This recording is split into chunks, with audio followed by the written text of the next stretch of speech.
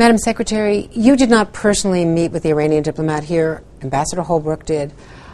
That seemed to be a choreographed message. Your reaction is that their intervention was positive, what they said here was positive, but you still have some issues. Well, I think that the fact that they came was a good sign, and their intervention was positive. They talked about some of the common concerns that they have, which all of us share, the drug trafficking coming out of Afghanistan. It goes right through Iran. It causes them internal problems, some of the border security issues. And we're looking forward to working with them in these groups of nations that are committed to Afghanistan. And our special representative, Ambassador Holbrooke, had a very brief exchange with the head of the Iranian delegation. They agreed to stay in touch, and Ambassador Holbrooke will be following up. What do you think that they can do to be helpful? What areas do you want to work with them on? Well, in the very beginning, as you remember, Andrea, right after we went into Afghanistan, there were regular meetings between our ambassador and their ambassador in Kabul.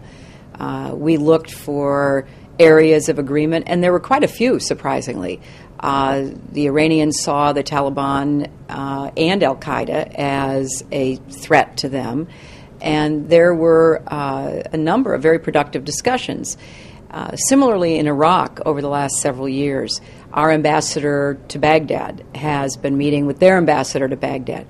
Sometimes it's just the day-to-day problems that arise, trying to make sure that nobody is sending an unintended message that really something happened that neither country knew about or planned.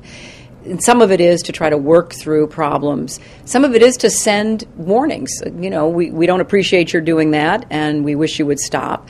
So it's the whole range of interactions that have occurred on an ambassadorial level, and we think there is room for more direct engagement with Iran and going forward. In the category of things you want them to work on, you've also delivered a letter about Robert Levinson and two other Americans who have been in Iran. You want information. What would you like the Iranians to do? Well, I would like them to release the two women that have been held and not permitted to travel. And I would like them to respond on a human level to let Robert Levinson's family know what happened to him. There's been no word, and his family, his grandchildren, are just totally in the dark about what happened to Robert Levinson. These are really humanitarian gestures. There's no great geopolitical or strategic involvement. It's just person to person. This young woman, Roxana Saberi from North Dakota, was working in Iran. She, from what I'm told, loved Iranian culture. Her father is an Iranian American.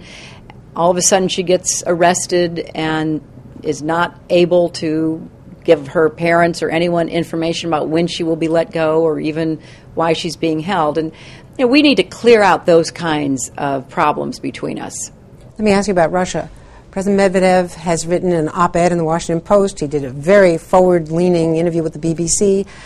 I understand that a message was sent and that as a result, a diplomat from the NSC came here to try to work on a broader agenda with the Russians, which might lead to something between President Obama and President Medvedev in London. Well, actually, I think you're talking about Mike McFaul, who was with me in Geneva. He was part of our negotiating team along with our State Department experts. And he is going to be in London tomorrow. We wanted him to come here to The Hague for the meeting. This is my second meeting with Minister Lavrov. Did you discuss more issues than the initial response in Geneva, which was rather limited to start? Now it seems like a whole range of issues between the U.S. and Russia are on the table. Well, I think that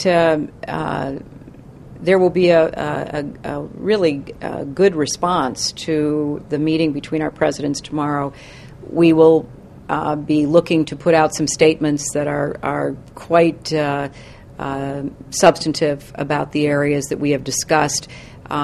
We have been working with the Russians on an action plan to do follow-up to the meeting between our presidents. There's an enormous amount of work that has been undertaken by the State Department and the White House since my meeting with Sergei Lavrov. Is there some flexibility on missile defense? If other areas, if there's less of a threat, would we not need the deployment? Well, we've made it clear from the beginning that the idea behind missile defense was to deter and prevent an attack coming from Iran or another rogue network that would have these kinds of missiles with deliverable weapons, whether they be nuclear, chemical, biological, or very serious conventional forces. So we believe that this is an opportunity for the Russians and the Americans to work together, and we've been discussing that with the Russians. And the presidents may have something more to say about it tomorrow. I think they'll have a lot more to say. I think both presidents are looking forward to the meeting. I agree with you. I thought the interview that President Medvedev did on BBC was very forward-leaning. A lot of what he said, our president could say. And so trying to find those areas of agreement and working to show leadership and trying to narrow the areas of disagreement and standing our ground when we can't do that, I think that's the approach we're going to take.